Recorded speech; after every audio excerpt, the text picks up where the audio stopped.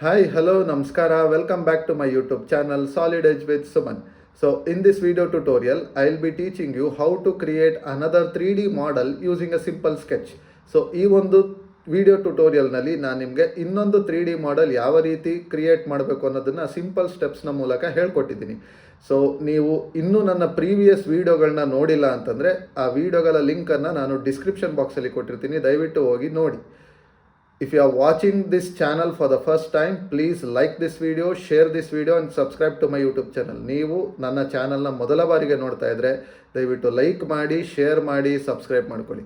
So without wasting much time, let's get into today's topic. So in this video tutorial, I'll be teaching you how to create the 3D model of this particular sketch. ಈ ಒಂದು ಸ್ಕೆಚ್ಚನ್ನು 3D ಮಾಡಲ್ ಆಗಿ ಯಾವ ರೀತಿ ಮಾಡಬೇಕು ಅನ್ನೋದನ್ನು ನಾನು ನಿಮಗೆ ಈ ಒಂದು ವಿಡಿಯೋ ಟ್ಯುಟೋರಿಯಲ್ನಲ್ಲಿ ಹೇಳ್ಕೊಡ್ತಾ ಇದ್ದೀನಿ.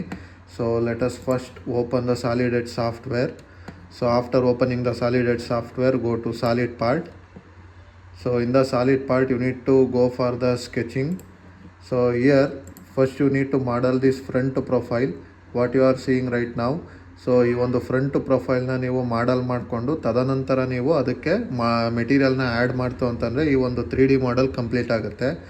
So let me do that one. Okay, so go to sketching tool and select the front plane. After selecting the front plane, go to rectangle and give the dimension. Here the dimension is length is 120 mm and the height is 20 mm.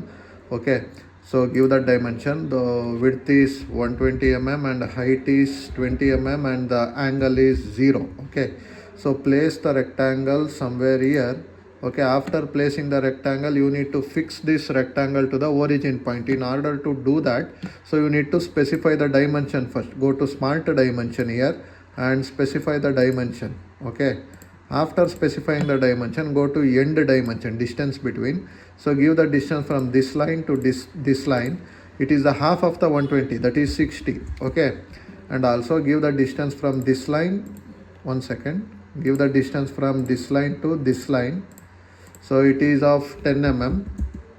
ಓಕೆನಾ, ನೋಡಿ ಇಲ್ಲಿಂದ ಇಲ್ಲಿಗೆ ಇರ್ತಕ್ಕಂಥ distance 120ರಲ್ಲಿ ಅರ್ಧ, ಇಲ್ಲಿಂದ ಇಲ್ಲಿಗೆ ಇರ್ತಕ್ಕಂಥ distance 20ರಲ್ಲಿ ಅರ್ಧ.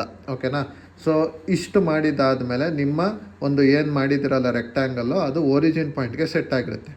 ಆಫ್ಟರ್ ಡೂಯಿಂಗ್ ದಿಸ್ ನೀವೇನು ಮಾಡಬೇಕು, ಇಲ್ಲಿ ಒಂದು ಕರ್ವ್ ಪೋರ್ಷನ್ ಏನಿದೆಯಲ್ಲ ಈ ಕರ್ವ್ ಮಾಡಬೇಕು. ಅದಾದಮೇಲಿಂದ ಸರ್ಕಲ್ ಡ್ರಾ ಮಾಡ್ಕೊಬೇಕು. ಓಕೆನಾ, ಸೊ ಈ ಕರ್ವ್ ಏನಿದೆಯಲ್ಲ ಈ ಕರ್ವ್ ಬಂದು ರೇಡಿಯಸ್ ಕೊಟ್ಟಿದ್ದಾರೆ. ರೇಡಿಯಸ್ ಎಷ್ಟು 30 mm ಕೊಟ್ಟಿದ್ದಾರೆ radius.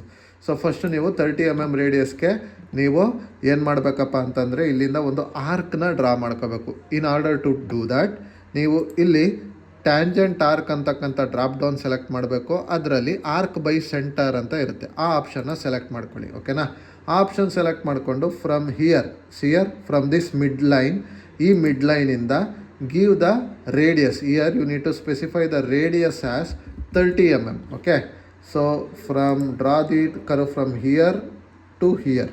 Okay, after drawing this ಈ ಒಂದು ಮಧ್ಯದಲ್ಲಿರ್ತಕ್ಕಂಥ ಲೈನ್ನ ನೀವೇನು ಮಾಡಿ ಡಿಲೀಟ್ ಮಾಡಿ. ಓಕೆನಾ, like this. Okay, after doing this you need to draw the circle over here. Here they have mentioned the circle, you need to draw the circle. So the circle diameter, they have given the diameter, it is of 20 mm. Okay, so you need to model the circle for 20 mm. ಇಲ್ಲಿ ಹೋಗಿ ಸುಮ್ಮನೆ touch ಮಾಡಿದ್ರೆ ಸಾಕು, ನಿಮಗೆ mid point ನಿಮಗೆ visible ಆಗುತ್ತೆ. ಆ mid ಪಾಯಿಂಟಿಂದ ನೀವೇನು ಮಾಡಬೇಕು ಅಂತಂದರೆ ಸರ್ಕಲ್ನ ಡ್ರಾ ಮಾಡಬೇಕು for a diameter of 20 mm. ಓಕೆನಾ, ಸೊ ಇಷ್ಟು ಡ್ರಾ ಮಾಡಿದ್ದಾದಮೇಲೆ give it as return, finish and cancel. After doing this ನೀವೇನು ಮಾಡಬೇಕು ಅಂತಂದರೆ you need to add the material for this. So your 3D sketch will be ready. Okay, so go to protrusion. After going to protrusion select from sketch. ನೋಡಿ ಈ ಸ್ಕೆಚ್ನ ಮತ್ತು ಈ ಸ್ಕೆಚ್ನ select ಮಾಡ್ಕೊಳ್ಳಿ. ಸೆಲೆಕ್ಟ್ ಮಾಡಿಕೊಂಡು ಓಕೆ ಕೊಡಿ. ಓಕೆ ಕೊಟ್ಬಿಟ್ಟು ಇಲ್ಲಿ ಸಿಮೆಟ್ರಿಕ್ ಆಪ್ಷನ್ನ ಎನೇಬಲ್ ಮಾಡ್ಕೊಳ್ಳಿ. ಎನೇಬಲ್ ಮಾಡಿಕೊಂಡು give the dimension. Here the dimension they have mentioned as 45 mm.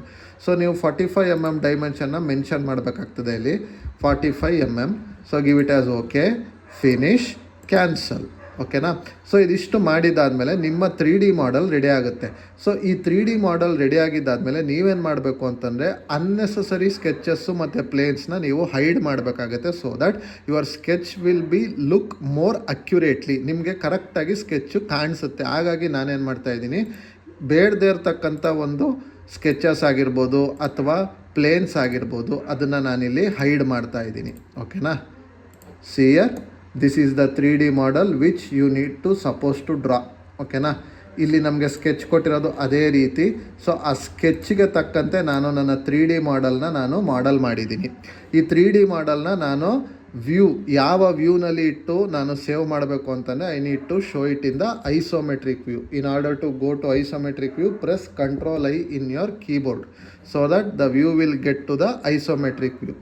After getting the isometric view, you need to save the work. In order to do that, you need to go for the save option and you need to click on OK and you need to give the part number as OK.